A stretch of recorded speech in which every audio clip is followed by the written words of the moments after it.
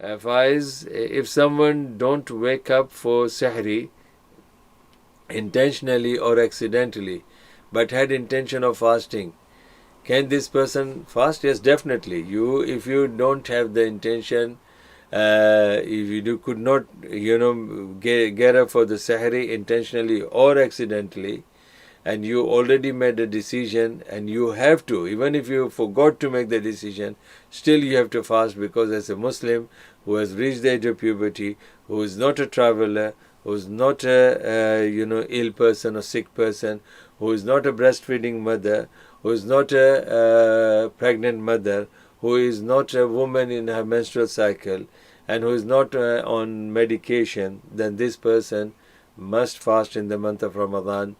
That is automatically is a part of the intention. So there's this kind of intention cannot make, if you forgot or something like that, will not become an excuse for you to not to fast.